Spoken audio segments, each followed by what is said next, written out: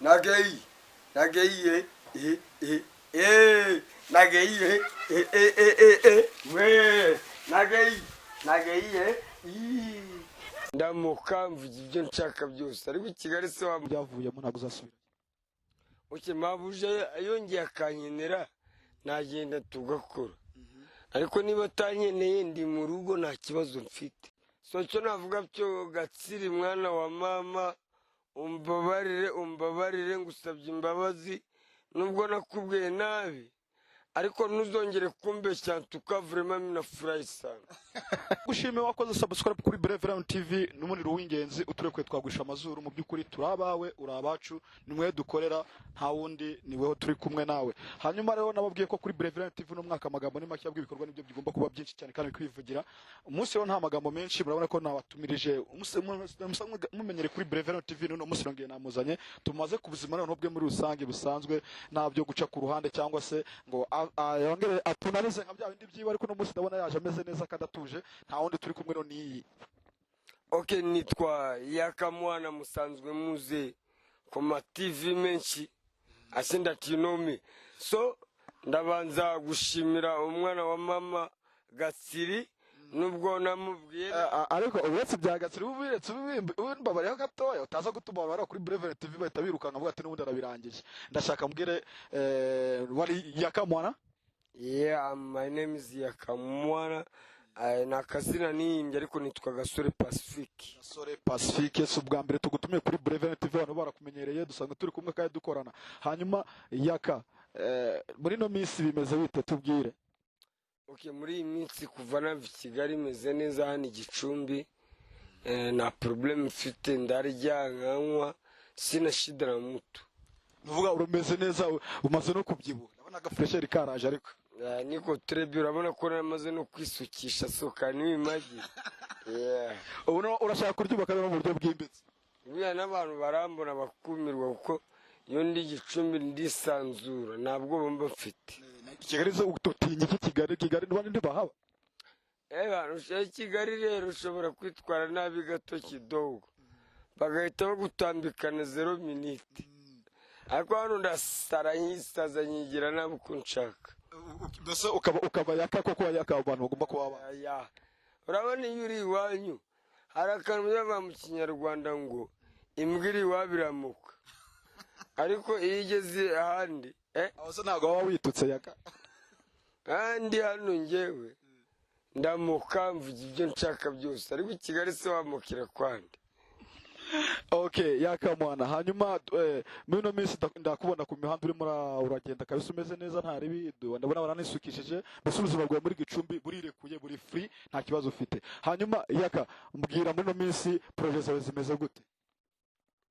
Tukanje na projet mfise ariko mfata visa mfite irangamunzi n'igifomu n'ibikoresho yaje ndayatamira n'ibicanwa sina probleme na mutu n'ukuri kw'Imana. Hanyuma se Yaka nyine projet ndi kuvuga bya filime muri no minsi bimeze iby'amafilime ntabwo buno nge nabisobanura nta n'umwanya mfite ngewe unyene yazansangiye hano iwacu Gicumbi azagusanga Gicumbi ariho muvuganire azaza nyishakire ngewe Yakamwana. Hanyuma Yaka urasubira kwa Asia cyangwa kwa Asia byavuyemo ntabwo uzasubira. Uke mabuje yongeye akanyenera nagenda tugakora ariko niba atanyeneye ndi mu rugo nta kibazo mfite. Yeah. Yaka hanyuma iki nshuti zo zigukundira niki. Uke abankunda n'abanyanga byose ni ndavuga iki nshuti zawe iki nshuti zawe zigukundira uvuga ati nanjye inshuti zo zinkundira iki ngiki niki. Abankunda nanjye ndabakunda abanyanga nge ndabakunda basi mvuge nk'umupasiteri ubwo nibyo ntabwo nashaka umusuze nk'umupasiteri wenda tuvuge ushobora kuvuga ati nge umuntu wenda ukunda Paul ankunda wenda ko wenda byibushye cyangwa se ko ndanutse ibintu nk'ibyo we ni iki kintu kikuriho gituma abantu bagukunda. Yewe kunkunda urabona ni danje nta muntu nakwizera ngo arankunda n'abambeshya ngo barankunda nta n'umuntu njya nizera nge ngo arankunda ninjye wikunda ngenyine. Uvuga wowe urikunda. Yeah. hanyuma yakareka tugaruke hari amavideo menshi maze imisi mbona asohoka agenda hanze ubuse numvaga ko mwatunganye na Gatsiri Mr Gatsiri wowe byaye na Gatsiri bimeze gute muri no misi ko nabumva hari ukuntu ngo mwabigenje muratukana ubu bimeze bite uwo na Gatsiri ugeze no munsi so cyo navuga byo Gatsiri mwana wa mama umbabarire ngusabye imbabazi nubwo nakubwiye nabi ariko ntuzongere kumbeshya tukavurema minafurahi sana yaka turacyaganira wigena mu byukuri yakagaruka nkuvuga ko tuganira gatoya akantu gato ndabizi yaka gukora nawe interview ubagenda wirukanka ariko nabyo ni byiza kuko bituma mu byukuri na interview iryoha hanyuma yaka Gatsiri numva ko mwiyunze mwaraniyunze kandi mwarasubiranye mwari mwapfuye iki mu byukuri bibwira itangazamakuru ntabwo twavuga byinshi nawe wari uhari urabizi twari twapfuye 10,000 ariko yaranyoherereje ubu nta kibazo dufitanye nanyenera tuzakora kuna problem vuga ubu mwarakiranutse yaka mwarahuye murahuza Gatsiri tukavurema umuvandimwe ariko yo kujya mbeshya amafaranga kubera mba mfite inyota ngewe murakoze okay yaka mwana hanyuma yaka ni iki kintu mu buzima bwawe mu byukuri wibuka kikakubabaza ibyo twakwibuka ni byinshi wanjye so wakwibuka ikintu kikakubabaza byararangiye ariko hari igitekerezo kikakubabaza hari igitekerezo kikakubabaza ariko ni sometime ngewe ibyagiye biba byagiye uvuga kuri weho iyo cyagiye kiba cyagiye ntawe ngira ugitekereza ntago nongera no kubyimagine aho urambeshya rwose niba kiba cyagiye kuki umuntu no kwego ndaguha amafaranga yamara ntayaguhereze ukabyibuka ukamutuka nose kubera icyo bavuga mu gifaransa ngo l'état passé ne viendra jamais ntabwo babyumvise muri primaire l'état passé ne viendra jamais ibyarangiye biba byarangiye rero nta mpamvu yo kubitekerezaho siko bimeze ibitekerezo bihinduka ibindi biyakawimbeshya ko ndakuzi cyane nta gutekereza cyane ibyagiye biba byagiye nakunda hanyuma yaka nakubaje ku bya projet z'i Kigali ntiwabisobanura neza i Kigali mu by'ukuri sobanura abantu yakantu hari igihe abantu bayikubaza nkabona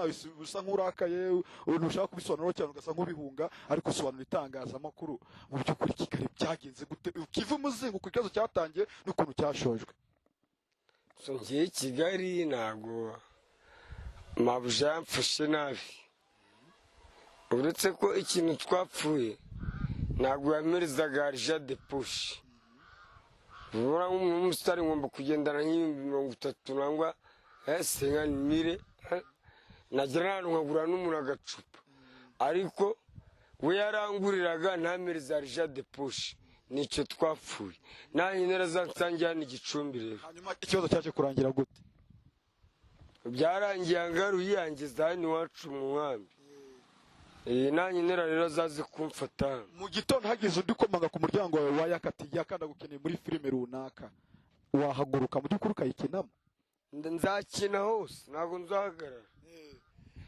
hanyuma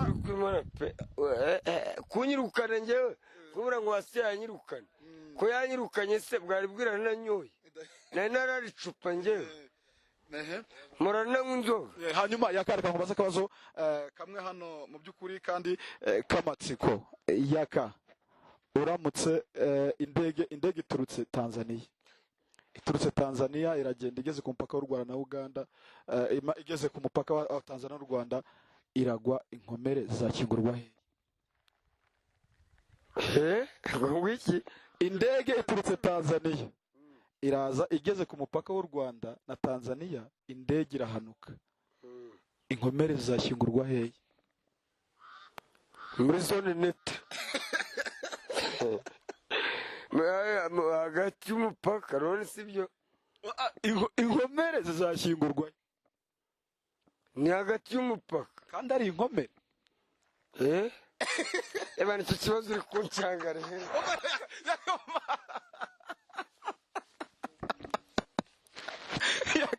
yakagaruka dukomeze wikwiruka